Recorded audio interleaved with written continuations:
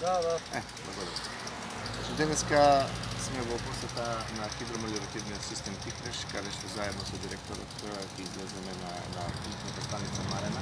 А ова се го направи бидејќи во последно време добив доста пораки во кои што имаше реакција околу пеколните температури кои што се во моментот и кои што следат, но исто така и проблемите кои што настануваат во испораката на вода и функционирањето на системот. Она што може да го кажеме, знаеме дека летово имавме доста одредени реакции каде што се соочувавме со потешкоти и каде што се бараше начин како сето тоа да се направи. Генерално би рекол само дека покрај тоа што ќе излеземе да видиме денеска со директно да бидам запознаен кам дека и со земјоделците ќе се сретнеме каде што ќе поразговараме што се може да интервенираме времено за да се надмине целата оваа состојба, но исто така ќе поразговараме и со директорот за оние долгорочно, односно стратешко како да се менаџира и понатаму системите. Генерален заклучок е дека лошо донесениот закон 2015 година кој при формирањето на акционерско друштво водостопанство не покажа добри резултати и работиме на процес на воспоставување, на поедноставување на целиот овој систем. Со тоа очекуваме дека максималната искористеност кој што го има водниот потенцијал, односно водниот капацитет на самото Тиквешко езеро ќе биде користен и ќе биде реално достапен на земјоделците, односно на културите кога навистина им треба. Денешната посета очекувам поконкретни информации да ги добијам и сето тоа го разберуваме како ние и во нашите програми од руралната програма, од националните пари да ги користиме во една насока, се со цел водата да биде достапна на културата времено кога и треба и во големи количини.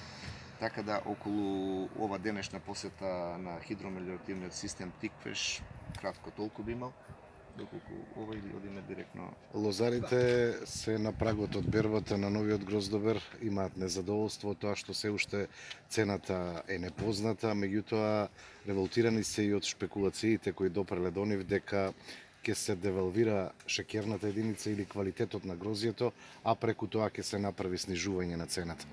Што работи Министерството и дали ќе продолжи да биде посредник помеѓу визбите и лозарите?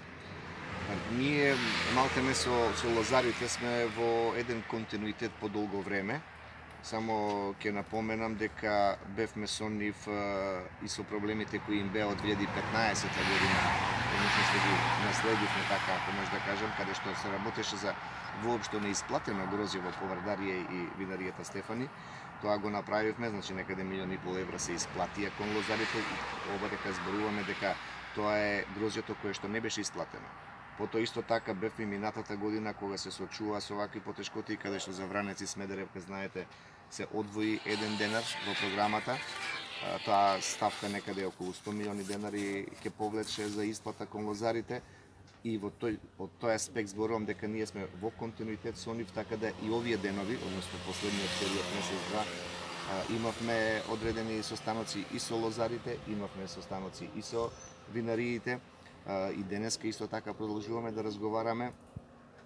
Проблемот мислам дека го нотиравме и од страна на винариите и со земјоделците, токму и ова што ги загрижува и треба, и затоа ние тука ќе бидеме постојано со нив и кога велам со нив и на правилната страна. Во ова состојба кога зборуваме за една објавување на шеќерните единици и одредување на цената, тука доаѓаме ние како една можност преку контролите на Државниот инспекторат за земјоделство околу следење на објавувањето на цените и секако во проценката на шеќерните единици. Знаеме дека тоа мора да бидат базирани флагите, проблемите со кои што се соочуваат, но се уште немаат објавено винариите.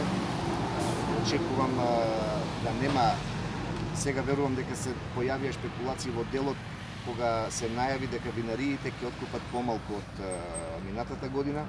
Според анализите ние што ги направивме, се очекува можеби 5, 7 до 10 милиони килограми некоја нешто повеќе да се понуди на пазарот, но во разговорот со винариите беше кажано дека ќе се направат напори тоа да се окупи и сега доаѓаме до оној клучниот проблем во кој што не би сакал да зборуваме за цена, бидејќи кога зборуваме за грозје, имаме повеќе сорти, на една сорта може да има различити цени во зависност од шеќерните единици и тоа е делот во кој што ние ќе продолжиме да соработуваме со нив и со лозарите секако и со винариите, бидејќи на крај тие треба да го откупат.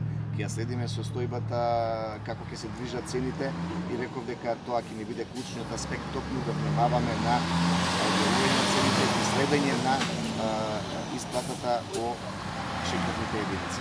Така што ќе добиеме подобри цени. Можете ли да ветите на лозарите дека годинава ќе имаат бивна откупна година и дека ќе бидат задоволни во однос на откупната цена?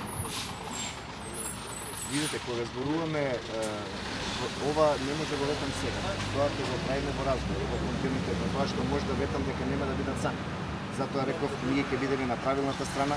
Во овој случај, кога зборуваме за објавувањето, за контролата, ќе бидеме на страна на земјоделците. Затоа што кога ќе дојдат, кога ќе го спорачат грозјото према винариите или кога ќе го донесат на откупниот пункт, тука земјоделците се немоćни. Затоа ние ќе го искористиме таа можност преку инструментите што ги имаме, да не се почувствуваат земјоделците дека се сами и дека се принудени да го дадат грозјото по била која цена. Бидејќи кога веќе го набрале, го донеле на местото, тогаш велам тие се немоćни, затоа тука сме ние на таа страна. Инаку сезонава барем сега како што оди се очекува просечна, квалитетот ако држи вака времево ќе биде добар квалитет на грозјето и со подобар квалитет на грозјето, значи со поголеми шеќерни единици, може да очекуваме подобри цени кои што треба да ги платат, бидејќи во тој дел и во разговор со винариите тие си бараат нели подобар квалитет, спремни се да платат за добар квалитет и подобра цена, но ова мора да го работиме заедно. Ти предлагаат и факултетот за земјоделство, одсекот за лозарство да се вклучи тука, односно да се почитуваат правилниците кои веќе постојат. Тоа е прифатено и за нас, значи на прва средба ќе ги повикаме и од земјоделскиот факултет, ќе поразговараме, значи не мора да чекаме да тоа да бидат големи средби, тоа може да ги организираме со нивни представници. Верувам дека тие ќе не контактираат и нас за ова, така да сме отворени. Прв момент може да седнеме со нив, со факултетот и да ги разговараме сите овие нивни идеи и да вклучиме една професионална, ако може да кажам така, неутрална страна, која што би помогнала не само на лозарите и винариите, туку за целиот сектор вкупно, каде што би можеби воспоставиле некој нов пристап или да кажеме нови правила во Различни лица велат дека државава нема трајна стратегија за земјоделство од самостојувањето на државата. Дали во моментов Министерството работи во таа насока на изготвување на трајна стратегија која што нема да се менува во зависност од промената на власта во државата? Видете, трајна стратегија нема, не постои како термин, но тоа се 7-годишни национални стратегии. Последната истекува 2020-та. Ние веќе има можеби година дена како се започна и се работи на нова стратегија 21-27 и тоа секи ни биде со цел, бидејќи таа стратегија во земјоделство генерално зборувам се очекува да не внесе и на европскиот пазар, како равноправни членки во ЕУ. Во тој дел работиме и очекувам за кратко време со некој драфт прв предлог да се излезе во кој што би го комуницирале многу со поотворено, значи со земјоделци, со комори, така да се работи на 7-годишна национална стратегија. Значи тоа е максималната рамка кога зборуваме. Сега мора да се почитува стратегијата, бидејќи таа стратегија не ја прави партија, туку ја прави институција. Без разлика утре со промената на власта кој да дојде, значи тоа е една рамка во која што треба да се движи дали следниот министер, дали следната влада, зборувам за секторот земјоделство. Благодарам.